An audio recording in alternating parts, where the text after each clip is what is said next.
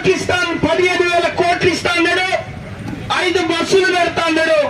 మళ్ళీ మాట మార్చిన ముఖ్యమంత్రి 12,000 కోట్లు ఇస్తా, తెలంగాణలోనున్న మోడల్ స్కూల్ అన్నింటినీ తెలంగాణ పబ్లిక్ స్కూల్ గా మార్చుతా అని మాట మార్చాడు.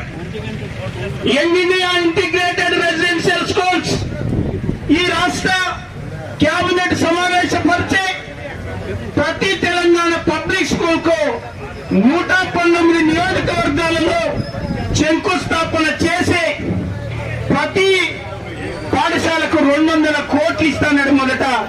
కానీ ఇటీవల మాట మార్చి తెలంగాణలో విద్యా కమిషన్ ఏర్పాటు చేయాలి, విద్యా కమిషన్ ఏర్పాటు చేస్తే కేంద్ర ప్రభుత్వం అనుమతించాలి, కేంద్ర ప్రభుత్వం అనుమతి తీసుకొని ఈ 119 నియోజకవర్గాలలో ఒక Telangana young India integrated residential school కు 25 ఎకరాల స్థలం ఇస్తున్నాడు. ఈ స్థలాన్ని ఏషియన్ డెవలప్మెంట్ బ్యాంకుకు కుదోబెట్టి తనఖా పెట్టి అప్పు తెచ్చి ఈ పాఠశాలలు ఏర్పాటు చేస్తామని అంటున్నారు. అభిజిత్ దీపికకు ఈ వేదిక నుంచే ఉద్యమ నమస్కారాలు తెలియజేస్తున్నా. ఒక సామాన్య పౌరుడు ఈ దేశంలో ఉన్న ప్రభుత్వ పాఠశాలలు అన్ని సందర్శిస్తాం, అక్కడ ఉన్న వసతులు తెలుసుకుంటాం, దాన్ని వీడియో చిత్రీకరణ చేసి ఈ రాష్ట్ర ప్రభుత్వాలను కేంద్ర ప్రభుత్వాన్ని నిలదీస్తామంటే మన బీహార్ లో పాఠశాలకు వెళితే, రాజస్థాన్ లో పాఠశాలకు వెళితే ఆ సామాజిక ఉద్యమకారులపై దాడులు జరుగుతున్నాయి. మిత్రులారా, నేను చెప్పేది ఒకటే, అధ్యయనం చేయండి, వాస్తవ విషయాలను పరిశీలించండి, అధికారుల దగ్గరికి వెళ్ళండి. అధికారులు మన హక్కులను సాధించడంలో ముందుకు పోతారు.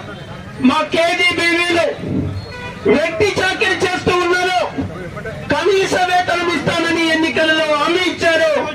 మీరు మా కేజీబీవీలలో పనిచేసే బిడ్డలకు కనీస వేతనాన్ని ఎందుకు అమలు చేయరని ఈ వేదిక ప్రశ్నిస్తుంది. మా మోడల్ స్కూల్లో 49 మంది ఉపాధ్యాయులు మరణించారు. మరణించిన 49 కుటుంబాలకు కారుణ్య నియామకం ఇవ్వంటే ఈ ప్రభుత్వం తత్సరం చేస్తూ ఉన్నది. మరి ఆ బిడ్డల కుటుంబాలు ఏ విధంగా బతకాలి? ఏమన్నంటే 1వ తారీఖు జీతం, 1వ తారీఖు జీతం అని మాట్లాడుతూ ఉన్నాడు. ఎవరికి ఇస్తున్నాడండి? మా అవుట్ సోర్సింగ్ ఉద్యోగులకు ఇస్తున్నాడా? మా కాంట్రాక్ట్ ఉద్యోగులకు ఇస్తున్నాడా? మా అవర్లీ బేస్డ్ ఉద్యోగులకు ఇస్తున్నాడా? మా గెస్ట్ ఉపాధ్యాయులకు, మా గెస్ట్ ఉద్యోగులకు ఇస్తున్నాడా? ఈ ముఖ్యమంత్రి ఇక్కడ ఉండొచ్చు, వాళ్ళని అడగండి, వాళ్ళ గోస తెలుస్తుంది, వాళ్ళ విధానం తెలుస్తుంది, వాళ్ళ జీవన విధానం తెలుస్తుంది. అయ్యా ముఖ్యమంత్రి గారు, మా అవుట్ సోర్సింగ్ గానీ, మా కాంట్రాక్ట్ గానీ, మా గిరిజన పాఠశాలలు ఉన్నాయి, అక్కడ పనిచేసే కుక్కం వర్కర్స్ 52 రోజులు సమ్మె చేశారు. ఇక్కడ ఏ ఉద్యోగికైనా తెలుసా అని నేను అడుగుతూ ఉన్నా. ఒక తెలంగాణ పౌరునిగా నాకు తెలుసా విషయం. గౌరవ ముఖ్యమంత్రి గారు వాళ్ళకున్న 23,000 జీతాన్ని 11,800కు కుదిస్తే ఆ బిడ్డలంతా ఈ రాష్ట్రంలో 52 రోజులు సమ్మె చేస్తే ఈ ప్రభుత్వం దిగి వచ్చింది. ఉద్యమ నిరసన ద్వారా, ఉద్యమాల ద్వారానే సమస్యలు పరిష్కరించబడతాయి. నేను అడుగుతున్నా, మా గిరిజన పాఠశాలల్లో పనిచేసే పన్నెట్లు పీఈటీలు తెలంగాణ పౌరులు కాదా? వాళ్లకు ఎందుకు మీరు వారి పోస్టును అప్లోడ్ చేయరు అని ఈ వేదిక ద్వారా ప్రశ్నిస్తూ ఉన్నా. మా సోషల్ వెల్ఫేర్ టీచర్లు తెలంగాణ బిడ్డలు కాదా? 101 కింద వేతనం అడిగితే మీరు ఇవ్వట్లే, ఎందుకు ఇవ్వడం లేదు? మిత్రులారా, ప్రజాస్వామిక ఉద్యమ నిరసనే, ప్రజాస్వామిక ఉద్యమ ఐక్యతే ఈ సమస్యల పరిష్కారానికి అంతిమమైనటువంటి చారిత్రక సత్యం. ఇవాళ తెలంగాణ ఎంప్లాయీస్ జాయింట్ యాక్షన్ కమిటీలోనున్న 206 సంఘాలు ఇక్కడి నుంచైనా ఉద్యమ స్ఫూర్తితో ఈ ప్రభుత్వాల మెడలు వంచాలి. మిత్రులారా, మీ అందరికీ చేతులు ఎత్తి నమస్కరిస్తున్నా.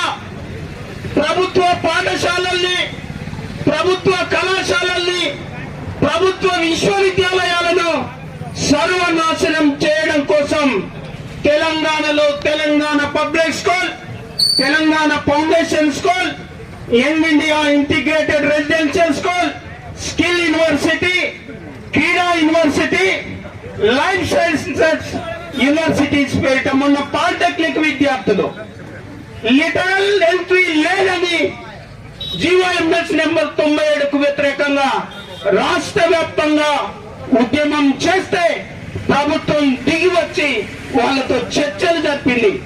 What is literal entry? Polytechnic విద్య పూర్తి చేసిన విద్యార్థి నేరుగా బీటెక్ లో 2వ సంవత్సరంలో చేరేటువంటి అవకాశం ఉంటుంది. మిత్రులారా, ఈ 2వ సంవత్సరంలో చేరే అవకాశాన్ని మేము కోల్పోతూ ఉన్నాం. మీకు ఇంకొక రహస్యం చెప్తా. ఆ రహస్యం ఏంటంటే, రేపు స్కిల్ యూనివర్సిటీ 159 ఎకరాలు కేటాయించాడు ముఖ్యమంత్రి గారు.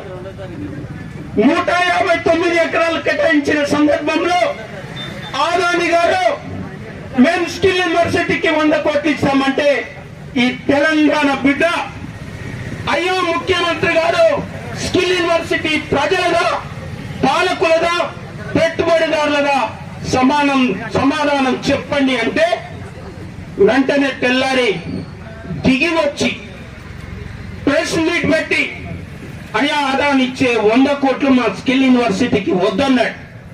ఇది అండి ప్రజాస్వామిక ఉద్యమకారులు జరిపినటువంటి నిరసన, జరిపినటువంటి ఒక పరిశీలన. మీ అందరికీ తెలుసా, 4,000 బళ్ళు 4,000 చేస్తాం, 23,000 పాఠశాలల్ని మూసివేస్తామంటే తెలంగాణ విద్యా పరిరక్షణ కమిటీ ఈ తెలంగాణ ప్రభుత్వాన్ని శాసిస్తూ బషీర్బాగ్ ప్రెస్ క్లబ్ లో ఒక ప్రెస్ మీట్ పెట్టింది. అయ్యా ముఖ్యమంత్రి గారు, ప్రభుత్వ పాఠశాలలో, ప్రభుత్వ కళాశాలలో, ప్రభుత్వ విద్యారంగ సంస్థల జోలికి వస్తే ఖబర్దారని ప్రెస్ మీట్ పెట్టి ఇచ్చిందండి. ఒక్క రాజకీయ నాయకుడు మాట్లాడలే. తెలంగాణ విద్యా పరిరక్షణ కమిటీ ఉద్యమకారులు మాట్లాడారు. ఆగలే. సుందరయ్య విజ్ఞాన కేంద్రంలో పండు ముసలి వాళ్ళు ఇక్కడ కూర్చున్న ఈ పెన్షనర్లందరికీ ఈ వేదిక సాక్షిగా చేతులెత్తి ఉద్యమ నమస్కారాలు తెలియజేస్తున్నా. అట్లాంటి 159 మంది వివిధ రంగాలలో నిష్ణాతులైనటువంటి మేధావులు తెలంగాణ పౌర సమాజానికి, తెలంగాణ రాష్ట్ర ప్రభుత్వానికి ఒక బహిరంగ లేఖ విడుదల చేశారు. ఆ లేఖ సారాంశం ఏంటంటే, తెలంగాణలో ప్రభుత్వ విద్యా సంస్థలను మూసివేస్తే మరో తెలంగాణ సాయుధ పోరాటం వస్తది అని హెచ్చరిక జారీ చేయడమే గాక విడుదల చేయడం జరిగింది. మిత్రులారా, అందుకే చెప్తున్నా, ఈ వేదిక సాక్షిగా మనం పనిచేసే